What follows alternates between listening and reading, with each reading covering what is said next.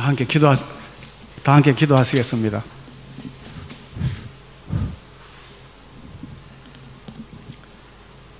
아버지 하나님,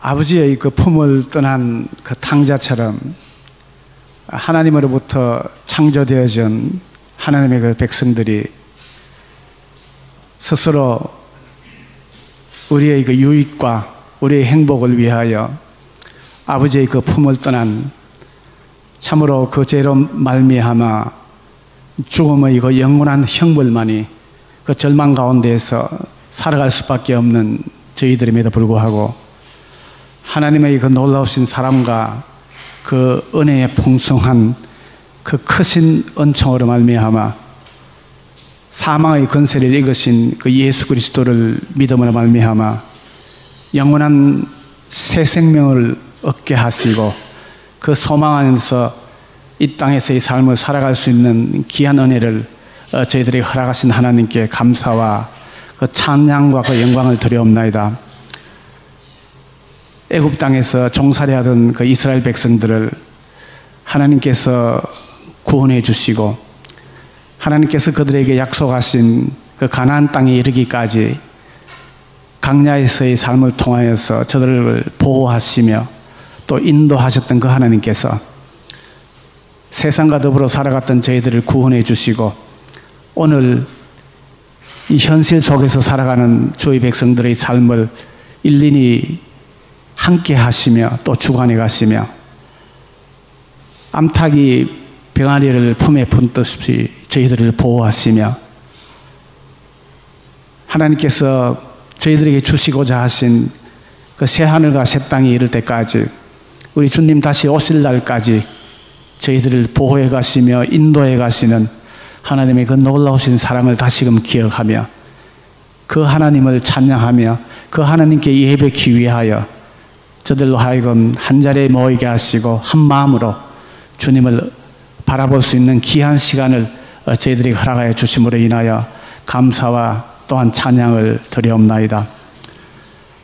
우리 주님께서 걸어가신 그 좁은 길을 택하지 아니하고 세상 사람들이 걸어가는 그 넓은 길을 바라보며 걸어갔던 저희들의 삶의 모습을 다시금 기억하고 하나님 앞에 하나님의 그 뜻을 온전히 행하며 하나님과 더불어 살아오지 못했던 지난 일주일간의 삶의 모습을 다시금 기억하며 이 시간 하나님 앞에 섰습니다. 저희들의 죄가 주홍 같다 할지라도 흰눈같이 희게 해 주시겠다는 하나님의 그 놀라우신 은혜의 말씀을 이 시간 기억하며 주 앞에 회개할 수 있는 귀한 마음을 저희들에게 허락하여 주시길 간절히 바라고 소원합니다. 그럴 때 하나님께서 저희들에게 허락하실 평안과 안식과 참으로 기쁨과 그 위로를 이 시간 누릴 수 있는 복된 아침이 되게 하여 주시길 간절히 바라고 소원합니다. 세상과 더불어 세상과 합하며 살아가고 있던 저희들을 또 교회로 불러주시고 교회 안에서 복음이 무엇인지 또 복음에 합당한 삶의 모습이 무엇인지를 잘 배우게 하여 주시고 이제 세상으로 다시금 보냄을 허락하시며 또 세상에서 복음에 합한 삶을 살아가는 또 그리스도의 그 사랑을 증거하며 드러내며 살아갈 수 있는 충년교의 모든 성도님들이 다 되게 하여 주셔서 참으로 교회를 통하여 하나님 나라를 선포해 가시는 하나님의 그 놀라우신 뜻이 충년교의 모든 성도님들의 그 순종의 모습 안에서 그 뜻이 이루어져가는 거룩한 은혜가 충만한 우리 충년의 교회가 되게 하여 주시옵소서. 목회자의 그 부재로 인하여서 저희 성도님들 또 마음에 불안하며 또 혼돈 가운데 빠지지 않도록 하나님께서 특별히 지켜주시길 간절히 바라고 소원합니다. 이번 기회를 통하여서 참 목자 되신 주님을 더욱더 바라보며 그 예수님께서 우리를 생명의 물가로 인도해 가심을 이번 기회를 통하여 더욱더 체험해 갈 수 있는 참으로 복된 기회가 될 수 있도록 아버지 하나님 도와주시기를 간절히 바라고 또한 소원합니다. 특별히 하나님께서 또 임시 당회장으로 이 박성준 목사님을 또 교회에 보내주셨는데 또 목사님께 성령님의 그 인도하심이 늘 충만케 하여 주시고 무엇보다 하나님께서 늘 함께 하여 주셔서 하나님께 허락하신 이 직분과 사역들을 능히 담당하시기에 부족함이 없도록 하나님께서 은혜를 더하여 주셨기를 간절히 바라고 또한 소원합니다. 여러 가지 어려움과 또 환난 가운데 있는 주의 백성들이 있습니다. 하나님께서 그들의 심령을 주장하여 주시고 또 어루만져 주시어서 그 어려움을 통하여 하나님께서 이루고자 하시는 그 하나님의 선하신 뜻을 잘 깨닫고 그 뜻 안에 온전히 머물 수 있는 참으로 귀한 기회의 시간들로 삼아 주시길 간절히 바라고 또한 소원합니다. 이 시간 또 목사님을 통하여 오늘 또 저희들에게 전해 주실 그 말씀에 귀를 기울이게 하여 주시고 성령님께서 저희들의 마음을 또 주관하여 주시며 그 말씀이 잘 이해되며 또 깨달아지게 하여 주시고 그 말씀을 통하여 저희들과 함께 교제하기를 원하시는 하나님을 만나는 참으로 거룩한 만남의 시간이 되게 하여 주시며 그 교제와 그 만남을 통하여 하나님을 동행하는 참으로 복된 하나님의 백성의 모습들이 다 되게 하여 주시옵소서. 예수님 이름으로 기도드립니다. 아멘.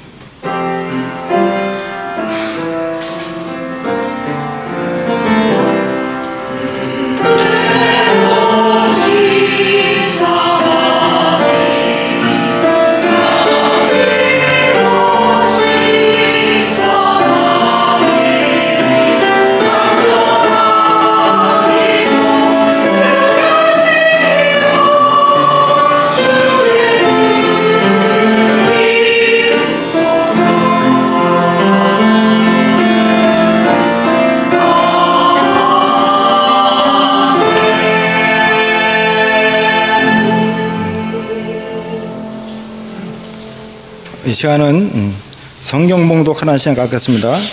여호수아 1장 1절에서 9절까지 1절씩 교도하시겠습니다. 여호수아 1장 1절에서 9절까지.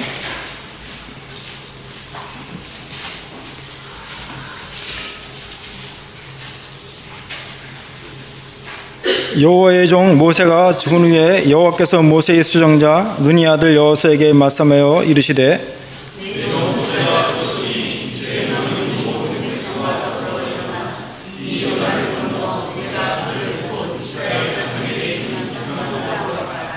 네가 모세에게 말한 바와 같이 너희 발바닥으로 밟는 곳은 모두 내가 너에게 주었노니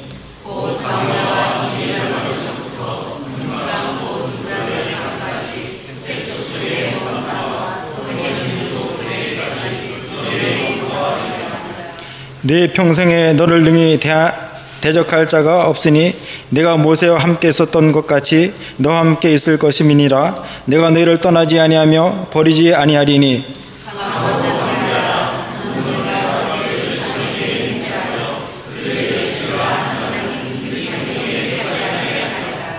오직 강하고 극히 담대하여 나의 종 모세가 내게 명한 그 율법을 다 지켜 행하고 우러나 좌로나 치우치지 말라. 그리하면 어디로 가든지 형통하리니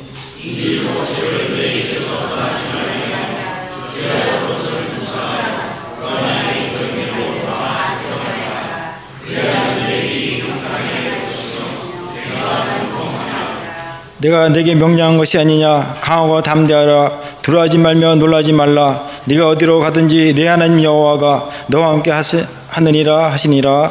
아멘. 찬양하라 내용은 찬양하겠습니다.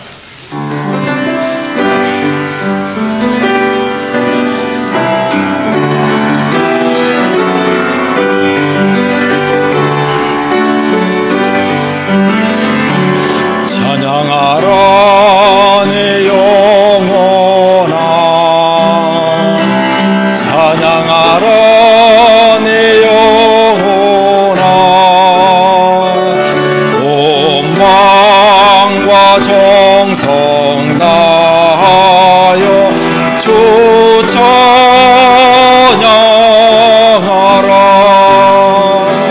경배하라 내 영혼아 경배하라 내 영혼아 온 마음과 정성 다하여 주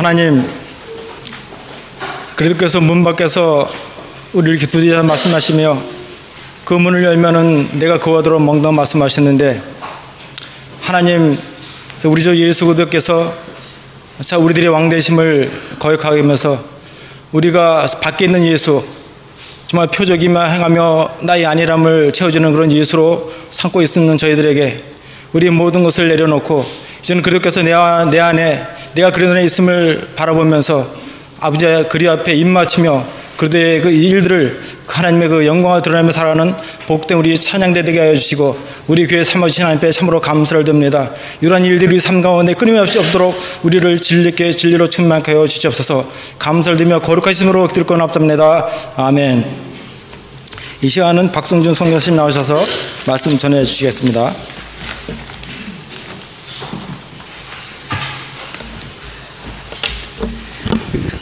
안녕하셨어요? 일주일 동안 되게 편안히 지내셨습니까? 요새는 제가 그런 생각을 해봤습니다. 나는 땜빵 전문 목사인가 뭐 이런 생각도 좀 해봤어요. 뭐 저쪽 교회에서 빵꾸 나면 거기 가서 빵꾸 때우고 이쪽에서 빵꾸 나면 빵꾸 때우고 그래도 또 이렇게 불러주심에 있어서 감사를 드립니다. 오늘 한번 요한 형제인가요? 요한 한번 눌러주시면 예, 지도가 나옵니다. 이 지도를 바라보니까 갑자기 가슴이 헉 하는 소리와 함께 아 저걸 봐야 되나 이렇게 생각하시겠지만 자꾸 보다 보면 지도도 정이 듭니다. 여기 보시면 뭐 아시는 분도 아시겠지만 이쪽에 지중해가 있고요. 그 다음에 이제 우리가 잘 아는 갈릴리 바다, 요단강이 있고 그 다음에 이게 사해라고 합니다. 한 번 더 눌러주시면 여기 이제 이 산이 비스가산 또 느보산이라고 합니다. 모세가 저 산에 올라가서 자기의 마지막을 가나안을 바라보면서 죽었던 산이 바로 저 산입니다. 그래서 여호수아의 시작이 되는 첫 번째 배경이 요 산 중심으로 시작이 됩니다. 요 산 중심으로.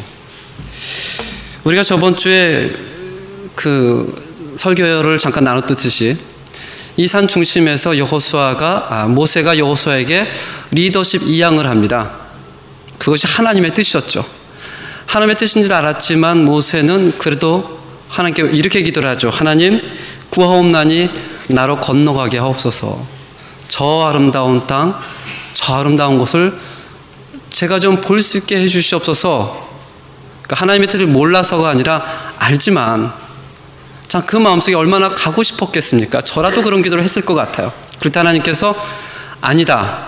너의 때는 여기까지이다. 너는 다만 이 비스가산에 올라가서 내 눈을 들어 동서남북을 바라보라. 그 이후에 모세가 또 이런 기도를 합니다. 하나님, 그렇다면 원하옵건대 이 회중 위에 한 목자를 세워주소서.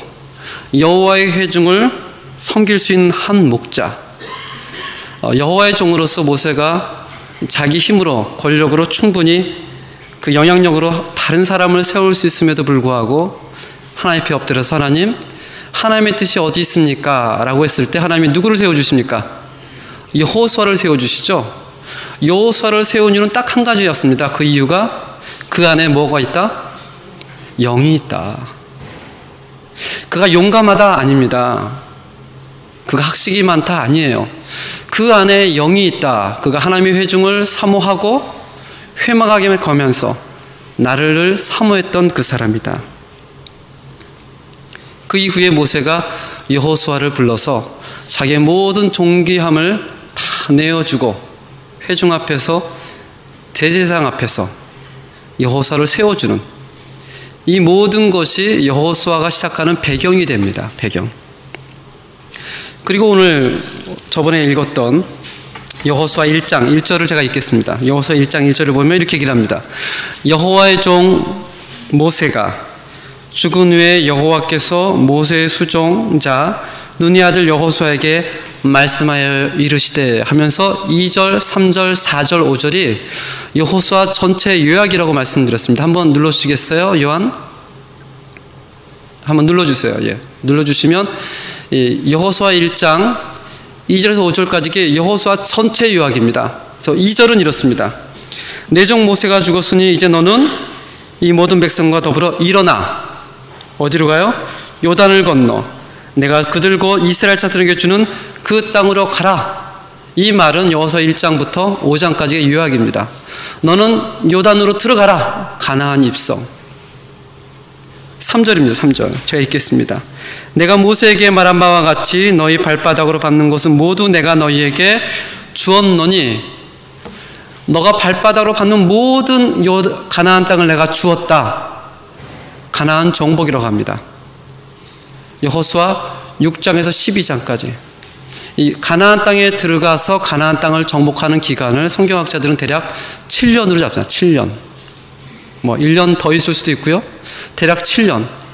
4절 이렇게 나옵니다. 곧 광야와 이 레바논에서부터 큰 강, 곧 유브라데 강까지 핵조 속의 온 땅과 또 해지는 쪽 대해까지 너희의 영토가 되리라. 이것이 가나안 분배, 바로 이 땅을 아까 보였던 그 지도를 분배하는 데 있어서 여호수아 13장부터 22장까지 가나안 분배입니다. 가나안 분배. 그리고 5절 내 평생에 너를 능히 대적할 자가 없으리니 내가 모세에게 함께 있었던 것 같이 너와 함께 있을 것임이라. 내가 너를 떠나지 아니하며 버리지 아니하리니. 이 구절은 여호수아 생애가 어떻게 하나님을 의지하며 하나님만 따르며 신뢰하는가를 보여주고 있습니다. 그것이 세겜에서 여호수아가 이스라엘 백성에게 하는 마지막 유언과 같은 설교가 여호수아 23장 24장에 기록되어 있습니다. 이 가나안 땅을 분배하고 하는 데 있어서 대략 8년이 걸립니다. 8년. 그래서 여호수아서는 대략 미니멈 한 15년에서 한 20년 정도 걸렸을 것이다 라고 신학자들이 얘기를 합니다. 이것이 2절, 3절, 4절, 5절이 여호수아 전체 요약본입니다. 그러면서 한 번 더 눌러주시면 오늘 본문 말씀 가운데 6절, 7절, 9절 가운데서 하나님께서 여호수아에게 3번을 반복해서 말하는 부분이 있습니다. 한번 찾아보세요. 6절, 7절, 9절에서 하나님께서 여호수아에게 그 땅으로 들어가라, 정복해라, 그리고 그 땅을 분배하라 라고 한 이후에 3번에 걸쳐서 반복하는 이야기가 있어요. 무슨 얘기죠? 예, 한번 눌러주세요. 강하고 담대하라. 한 번 얘기해도 될 거를 3번을 얘기했다는 것은 굉장히 하나님께서 거기에 이렇게 집중을 했다는 겁니다. 여호수아야 강하고 담대하라. 사실 여호수아 입장에서 보면 두려울 수밖에 없죠. 크게 여호수아는 3가지 두려움이 있었던 것 같습니다. 첫 번째는 여호와의 종 모세가 죽었다는 두려움이겠죠. 자기가 40년 이상을 의지하고 따랐고 정말 하나님처럼 섬겼던 그 모세가 죽었다는 그 사실 앞에서 충격을 받았을 뿐더러 또 자기가 그 모세의 뒤를 이어서 지도자가 됐다는 것이 굉장히 두려웠을 것입니다. 이 목사님들이 이런 얘기들을 많이 하세요. 가장 가기 싫은 사역지 어딘 줄 아십니까? 가장 가기 싫은 사역지 어딘 것 같으세요? 험한 곳? 힘든 곳? 아닙니다. 전 목사님이 사역을 아주 잘했던 곳을 가장 가기 싫어해요. 왜냐하면 자꾸 비교가 되거든요. 옛날 목사님은 이랬는데, 옛날 성품이 이랬는데 하다 보니까 그곳에 가면 웬만큼에서는 티가 나질 않습니다. 그래서 그곳을 가장 가기 힘들어합니다. 아마 여호와의 종 모세의 뒤를 이어서 그 여호수아가 리더가 됐다는 것은 심적인 부담이 굉장히 컸을 것입니다. 이 부분은 제가 굳이 설명을 하지 않아도 저번 주에 얘기가 되었기 때문에 말씀드리지 않겠습니다. 두 번째는 바로 이 부분입니다. 가나안 땅을 정복해야 되는데 이 땅이 무주공산이 아니에요. 텅 비어 있어서 가서 깃발만 딱 꽂으면 되는 그런 땅이 아니라는 사실입니다. 이 땅에 보시면 이미 7족속, 가나안 7족속이 자리를 터잡고 있었습니다. 이 전체를 털어서 여기 족속을 다 가나안 족속이라고 하지만 헷 족속도 있고요. 기르스가스 족속, 가나안, 브리스, 히위, 헷 족속, 아모리, 블레셋 족속까지 굉장히 강한 족속들이 이미 털을 잡고 있었습니다. 이 가나안 땅은 이 옆에 보시면 지중해가 있죠. 이 지중해를 통해서 그 당시 해안 지방 문명이 발달된 곳이었습니다. 이쪽으로 배가 왔다 갔다 하면서 동서양의 문명이 왔다 갔다 하는, 그러니까 굉장히 문명이 발달된 곳이죠. 다양한 문화, 다양한 인종, 다양한 신들. 또 농업이 아주 발달한 도시 국가들이었습니다.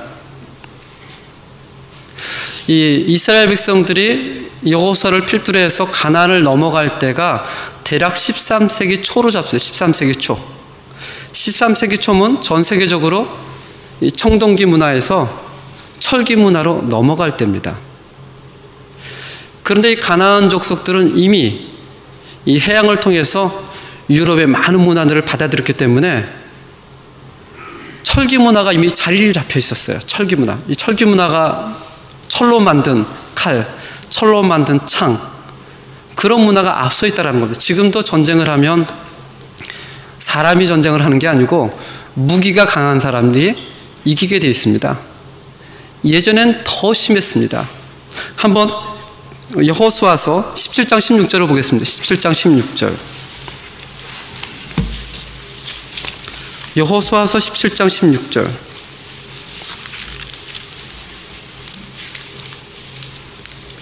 여호수아서 17장 16절에 보시면 성경에서 처음으로 등장하는 단어가 있습니다.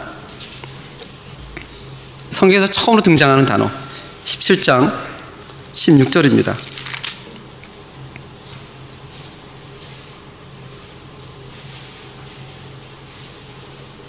성경에서 처음 등장하는 단어, 어떤 단어일까요? 맨 마지막에 보면 뭐가 나오죠?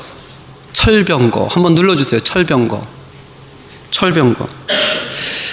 지금 이제 이스라엘 백성들이 가나안을 정복하는 가운데 요셉 자손이 우리 땅이 너무 좁다, 어떻게 하냐 모세에게 얘기했을 때 너희가 스스로 개척해라. 그때 요셉 자손이 이렇게 합니다.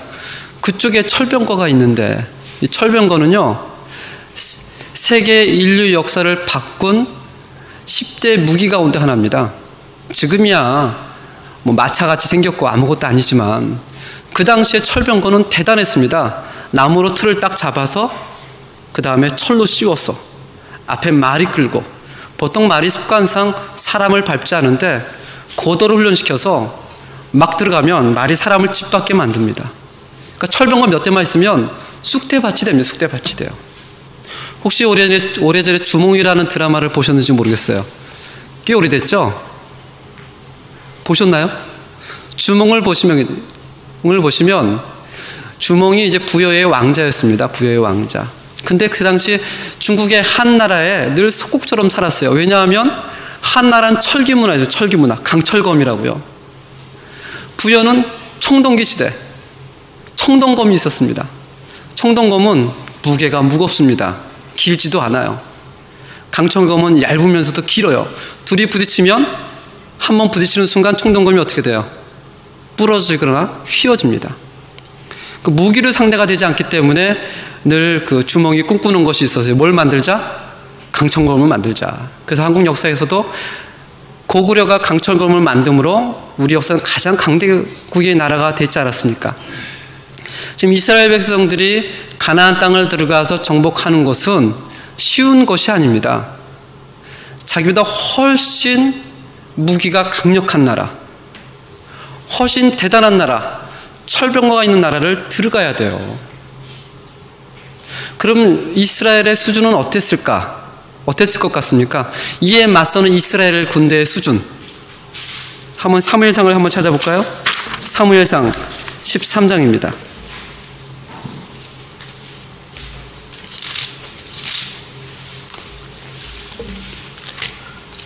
사무엘상 13장 19절. 이스라엘이 처음 이제 국가로 어느 정도 성립이 되어지고 초대왕 사울을 세웠을 때 이야기입니다. 그러니까 여호수아가 죽고 약 400년이 흐른 상당히 오랜 시간이죠. 그 이후에 사울이 왕이 된 다음에 19절입니다. 사무엘상 13장 19절에 보면 그때 즉 이스라엘의 사울이 왕이 되었을 때를 얘기합니다. 이스라엘 온 땅에 누가 없었다? 철공, 즉 철을 두드려서 만드는 대장장이가 있어요, 없어요? 없었습니다. 이는 블레셋 사람들이 말하기를 히브리 사람이 칼이나 창을 만들까 어떻게 해요? 두렵다. 야, 지금은 별거 아닌데 만약에 저 사람들이 철기 문화에 들어가서 대장장이가 철을 두드려서 칼하고 창을 만든다면 이거 장난 아닌데 뭐 그런 얘기입니다. 20절 온 이스라엘 사람들이 각기 보습이나 삽이나 도끼나 괭이를 만들려면 어디로 가야 됐어요? 만들 방법이 없습니다. 그런 기술이 없어요. 그래서 어디로 가야 되죠? 블레셋 땅에 가서 부탁을 했었어야 됩니다. 21절 곧 그들이 괭이나 삽이나 쇠스랑이나 도끼나 세책적이 묻을 때에 그리하였으므로 22절 함께 읽겠습니다. 시작. 싸우는 날에 사울과 요나단과 함께 한 백성의 손에는 뭐가 없었다? 칼이나 창이 없었고 누구에게만 칼과 창이 있었습니까? 사울과 요나단. 이게 실제 이스라엘의 형편이었습니다. 우리는 생각할 때 여호수아가 들어가서 정복할 때 칼과 창을 들고 막 전쟁처럼 창 싸우고 그랬을 것 같죠? 그런 무기가 없었어요. 400년이 지난 이후에도 고작 왕이라는 사울, 그 아들이라는 왕자 요나단만이 칼하고 창이 있었고 나머지 군대는 뭐예요? 뭐 들고 있었겠습니까? 몽둥이 들고 있는 겁니다. 이 가나안 시대에 나왔던 칼은 청동기 칼이에요. 청동기 칼. 그래서 이스라엘 백성하고 들어가서 이 가나안 족속하고 붙으면 누가 이깁니까? 누가 이길 수밖에 없어요?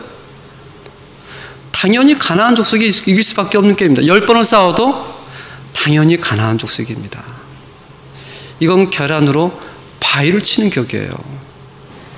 아무리 하나님의 이름을 의지한다고 해도 붙어봐야 지는 싸움입니다. 아마 이것이 여호수아의 두 번째 걱정이었지 않았을까. 많은 성경학자들과 고고학자들은 그렇게 생각합니다. 근데 세 번째, 너무너무 심각한 세 번째 걱정이 있습니다. 그것은 이 앞에 있는 모세의 부재 또는 무기의 부재, 이거와는 비교할 수 없는 심각한 문제가 있었습니다. 신명기 31장을 보겠습니다. 신명기 32장. 신명기 31장.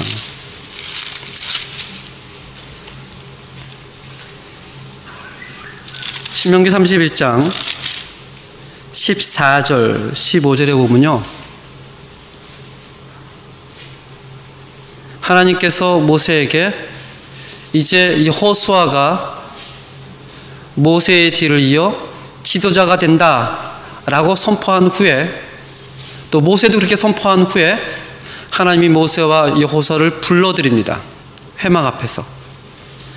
그리고 하나님의 현현을 나타나시어 여호수아에게 첫 번째 명령을 하는 그런 장면이 나타납니다.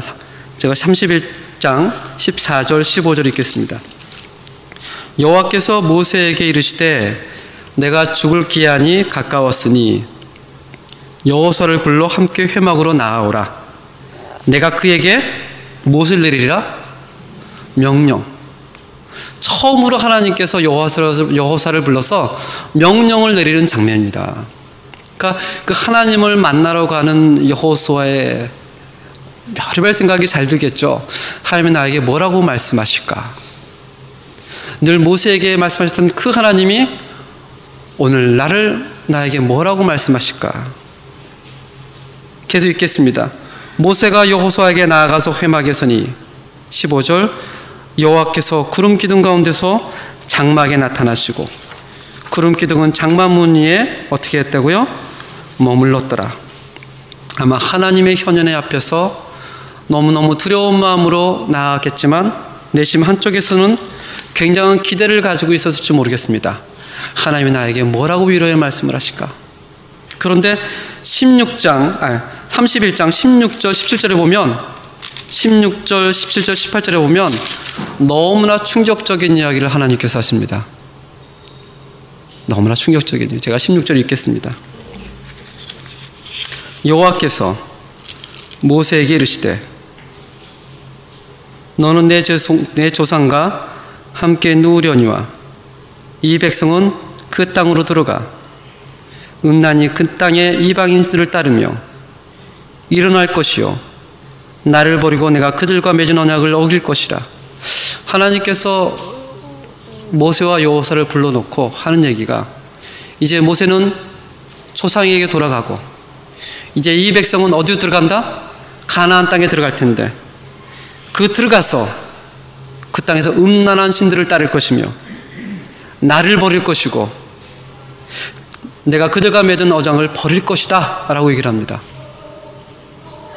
하나님께서 불러놓고 여호수아야 강하고 담대하라. 내가 너와 함께 할게.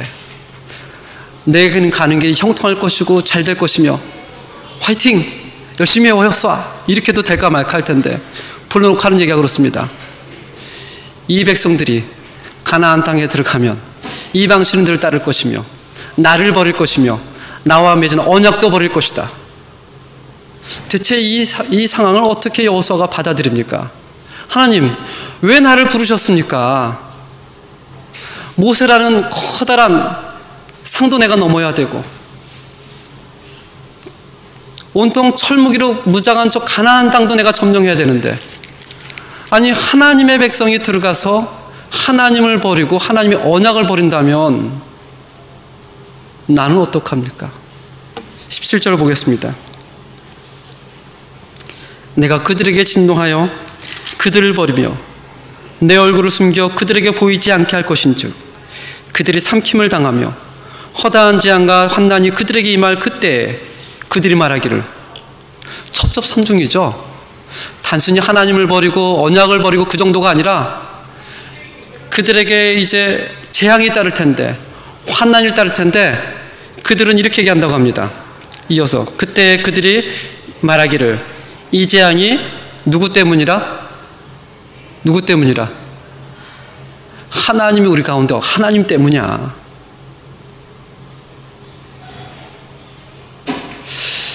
뭔가 긍정적인 얘기를 해주는 게 아니고요, 굉장히 부정적인 얘기를 하고 있는 거예요. 이제 막 지도자가 되어서 한 걸음을 나아가야 할 여호수아에게, 여호수아 1장은 너무나 보기 좋잖아요. 강하고 담대하라. 내가 너와 함께 하겠다. 내가 형통하리라. 딱 그 말만 주면 너무 좋을 텐데 그게 아니라, 이 백성은 음란한 신들을 섬길 것이고 나를 버릴 것이고 언약을 깰 것이며 재앙과 환난을 받을 텐데 그래도 깨닫지 못해서 하나님 때문이라고 얘기할 것이다. 18절에 이렇게 기록합니다. 또 그들이 돌이켜 다른 이들을 따르는 모든 악행으로 말미암아 내가 그때 어떻게 하겠다? 반드시 내 얼굴을 어떻게 해요? 숨기겠다. 참, 이 상황에서 여호수아가 무엇을 할 수 있겠습니까? 지금 동역자가 있어도 할까 말까, 하나님이 강하고 담대하라고 얘기했어도 마음속에 두려움을 떨칠 수 없는 그때 하나님이 얘기하기를, 가나안 땅에 들어가면 분명히 타락할 거다. 환난과 재앙을 맞이할 거다. 그래도 이 사람들은 회개하지 않을 것이다. 하나님이 없다라고 불평불만할 거다. 그때 나는 내 얼굴을 숨길 거다. 여호수아가 받을 충격은 아마 상상 이상일 거예요. 뭐 꼭 이런 표현이 맞는지 모르겠지만 어느 분이 가게를 개업했는 데 가서 들어오고 나가는 사람들이 하나님의 은혜를 받을 것이며 이 카카에 돈이 수북이 쌓일 거, 이렇게 얘기하면 참 좋겠지만 장사 잘 안 될 거고요, 불경기고요, 대개가 심하고요, 이런 얘기를 하면 기분이 참 나쁘죠. 저 사람 시작도 안 했는데 저렇게 초를 치나. 이 상황에서 어떻게 여호수아가 강하고 담대한 마음을 가질 수 있겠습니까? 오히려 반대죠. 저 같으면 낙심하고 좌절하고, 하나님 저 안 할랍니다. 이게 뭐 되는 게 하나도 없는데요 라고 얘기하지 않겠습니까? 당시 이스라엘 광야 세대는요, 40년 동안 아침에 눈을 뜨면 매일 아침 나가서 하나님이 공급하시는 만나를 먹었던 세대입니다. 죄악된 세대가 아니에요. 당시 이스라엘 세대는요, 매일 눈으로 하나님의 구름 기둥을 보면서 인도함을 받았던 세대예요. 그리고 하나님이 멈추시면 멈추시고, 또 회막에 모여서 하나님을 찬양하고 경배했던 정말 거룩한 세대였습니다.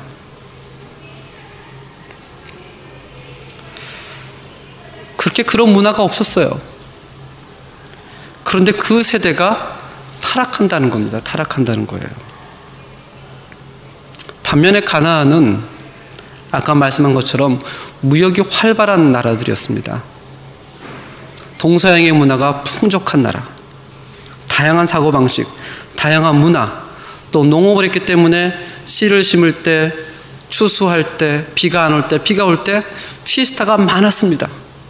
아주 재미난 것이 굉장히 많은 유혹의 그런 장이었습니다. 이스라엘 백성들이 광야에서 하나님과의 그런 놀라운 경험을 했을지라도 그것은 광야에서였을 뿐이었습니다. 광야를 지나서 가나안에 들어가면요, 만나가 그칩니다. 광야에서 가나안으로 들어가면요, 구름 기둥도 사라집니다. 광야에서 가나안으로 들어가면 불 기둥도 사라집니다. 모든 것이 다 사라져요. 한 2주 전인가요? 2주 전에 그 파라과이에서 제가 아는 청년이 왔습니다. 아주 잘 알진 않은데 제가 아는 분의 아들이에요. 이 청년이 굉장히 공부를 잘해가지고 네덜란드에 유학을 가게 되었습니다. 근데 파라과이는 네덜란드 대사관이었다는 사실을 제가 처음 알았어요. 그래서 아르헨티나 네덜란드 대사관에 비자를 받기 위해서 왔습니다. 그래서 제가 공항에 나갔죠. 공항에 나가서 이제 점심시간이 돼서 밥을 먹는데 이 친구가 자꾸 두리번 그래요. 그래서 왜 저러나 자꾸 바깥을 봅니다. 왜? 했더니 한다는 얘기가 그럽니다. 아르헨티나는 차가 정말 많네요. 그래서 차가 많지. 사람들이 시민의식이 되게 높은 것 같아요. 그래서 제가 듣다가 아르헨티나 시민의식이 높은 걸 제가 처음 들어봤습니다. 그래서 얘기를 했죠. 파라과이보다는 좀 낫겠지. 그러더니 사람들이 걸어다니네요 그러는 거예요.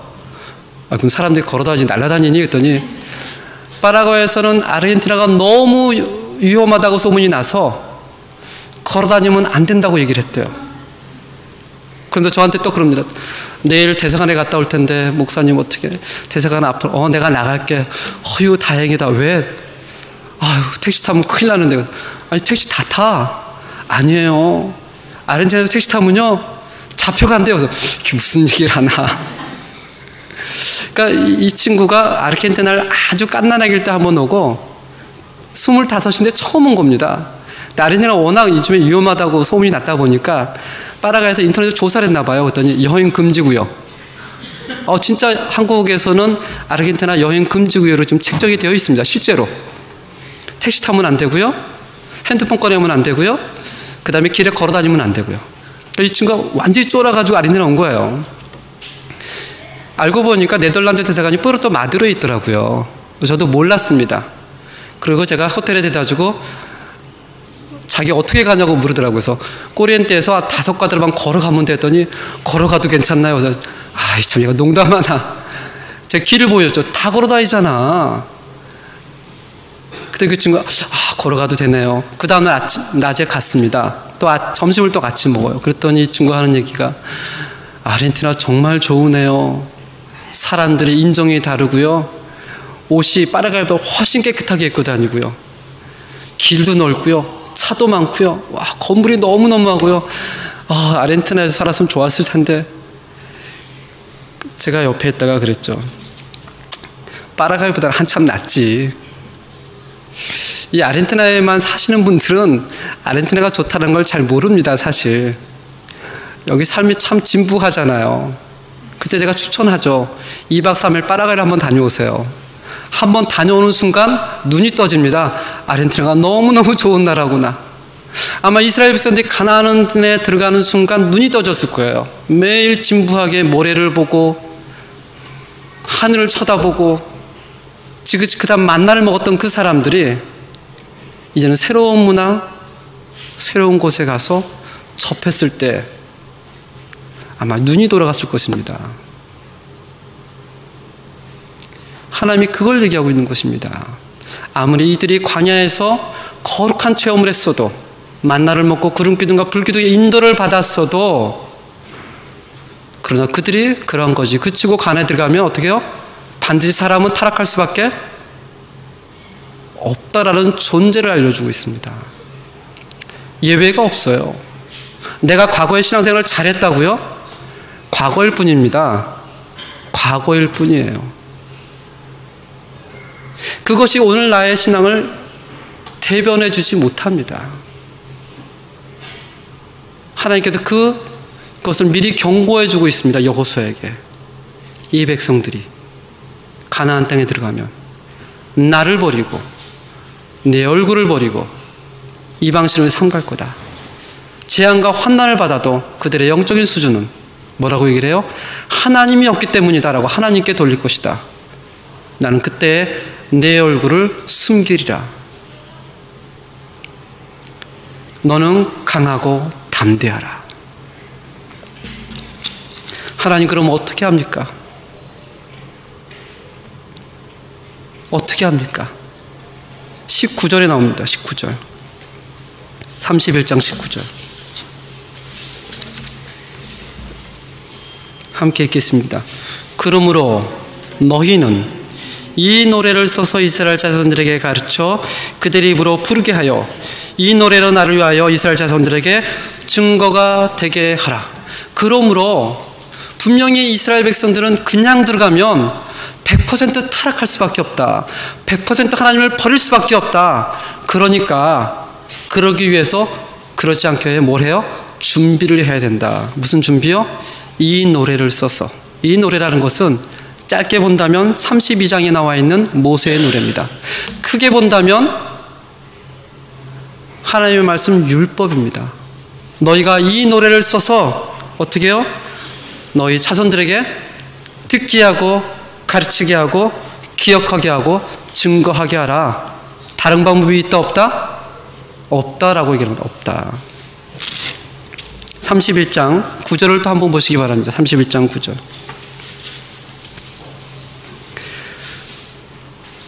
모세가 이 율법을 써서 여호와의 언약궤를 메는 레위의 자손 제사장들과 이스라엘 모든 장로에게 주고, 그 노래와 율법이 같은 것입니다. 10절에 모세가 그들에게 명령하여 이르기를 매 7년 끝 해 곧 매 면제년의 초막절에, 안식년의 초막절을 얘기하는 것입니다. 이 말은 안식년에만 모여서 하라는 것이 아니고 이스라엘 백성들은 매번 하나님의 말씀으로 묵상하는 것이 전제되었다는 것을 얘기하는 것입니다. 언제든지. 11절 온 이스라엘이 내 하나님 여호와 앞 그가 택하신 곳에 모일 때에 율법을 어떻게 해요? 낭독하고 온 이스라엘에게 어떻게 한다? 듣게 할지니. 12절을 함께 읽겠습니다. 12절 시작.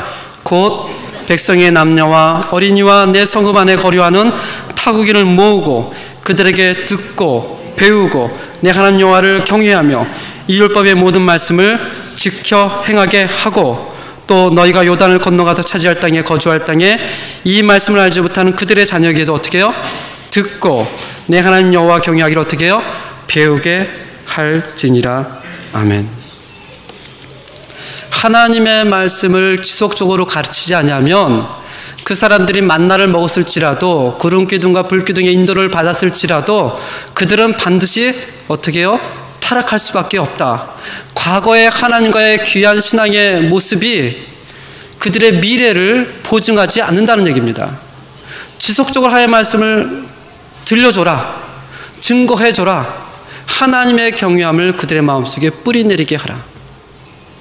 이것을 여호수아에게 미리 얘기하고 주는 거예요. 그렇지 않으면 이들은 반드시 타락할 것이고 반드시 나를 없인 여길 것이며 나는 그때 내 얼굴을 숨기리라. 어떤 분이 한국 교회 교육에 대한 문제점에 대한 논문을 썼습니다.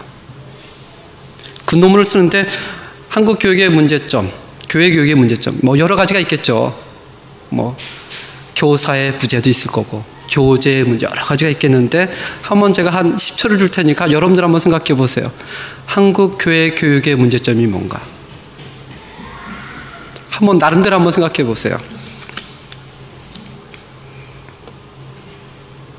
생각을 해보셨습니까?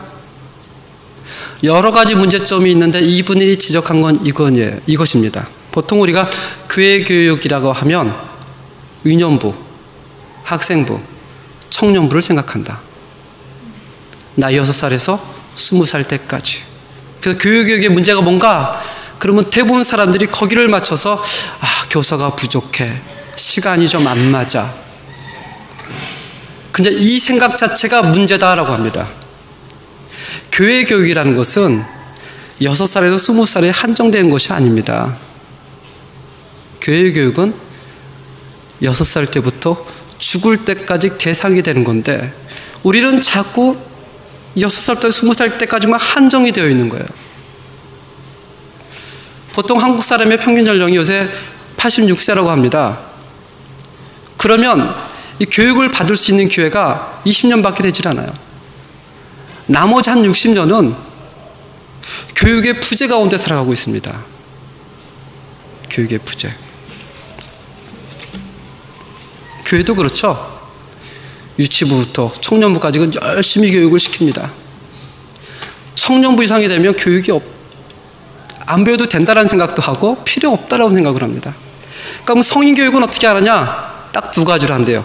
예배와 관리. 관리라는 건 이겁니다. 아무 게 안 나왔네? 전화해 보니까 아프대. 무슨 문제가 있네? 말 그대로 관리. 그러다 보니까 신앙이 성장할 수가 절대 없습니다. 절대 없어요. 이것이 오늘날 교회 교육의 가장 심각한 문제다. 오늘 본 말씀을 보면 이렇게 얘기를 합니다. 31장 11절 12절에 온 이스라엘 백성들이 12절은 구체적으로 남녀와 어린이와 내 소금 안에 있는 거류하는 타국인들까지 예외가 없다는 것입니다. 남녀노소 어린아이부터 타국인까지 모두 하나님 앞에서 지속적이고 영속적인 하나님의 말씀을 배워야 한다 라고 하는데 우리 교육의 문제는 학생들에게만 집중이 되고 어른들은 안 와도 되는 언젠가부터 그렇게 되어 있다는 것입니다. 이렇게 얘기를 하죠. 야, 너희들 열심히 교회 가. 성경도 봐야지. 아빠는요? 난 어른이잖아. 너나 열심히 해야지.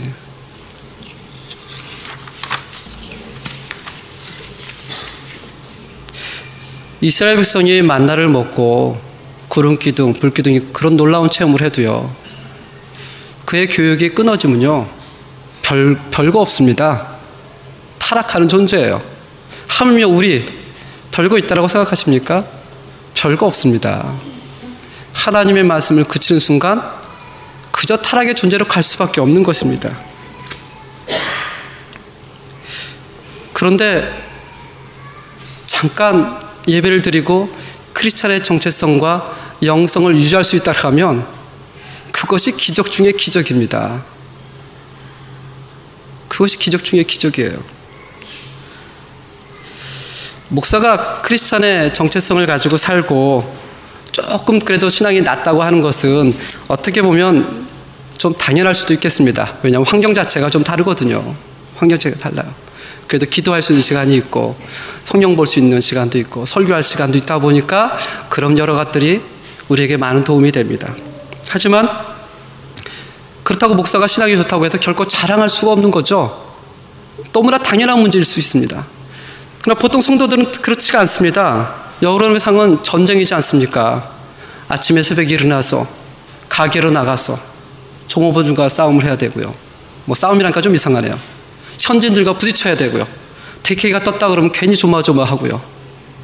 비가 안 오면 비가 와서 걱정, 비가 많이 오면 비가 와서 걱정, 세금 날짜는 왜 이렇게 빨리 오는지.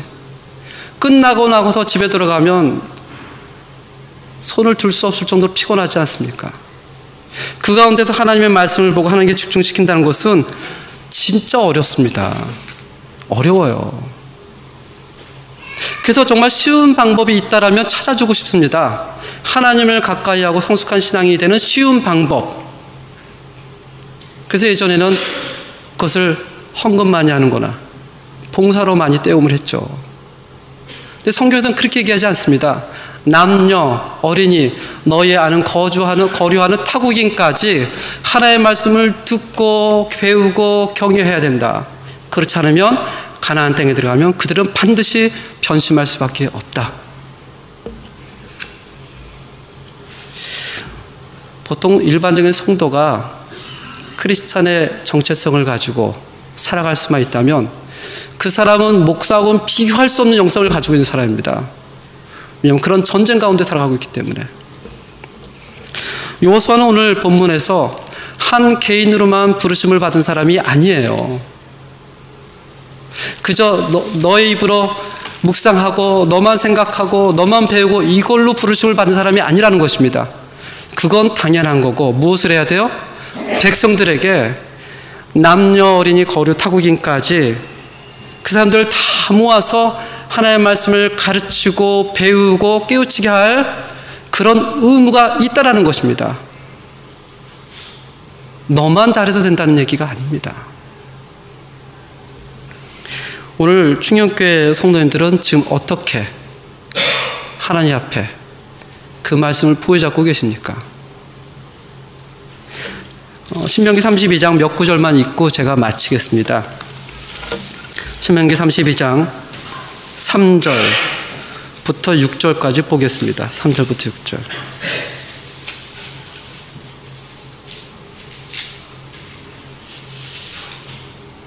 내가 여호와의 이름을 전파하리니 너희는 우리 하나님께 위엄을 돌릴지어다.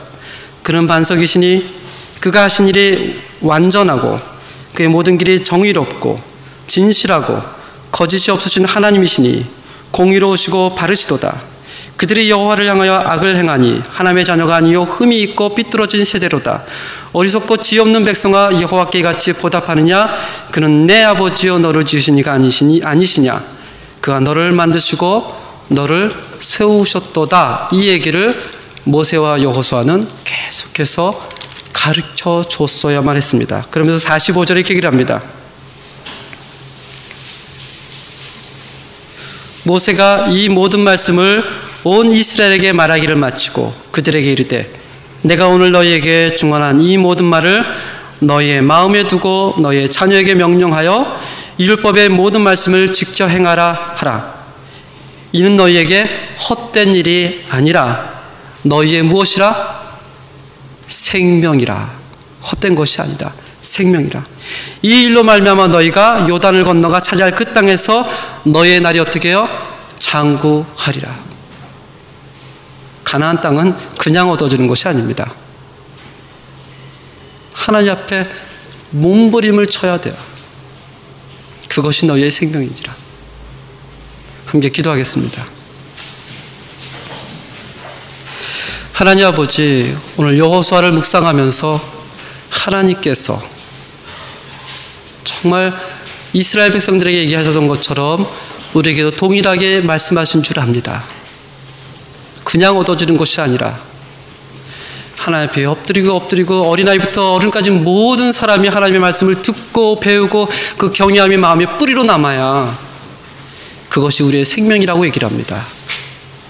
충영교회의 이 말씀이 정말 가슴속에 귀한 말씀이 될 수 있도록 하나님 축복하여 주시옵소서. 예수님 이름으로 기도합니다. 아멘.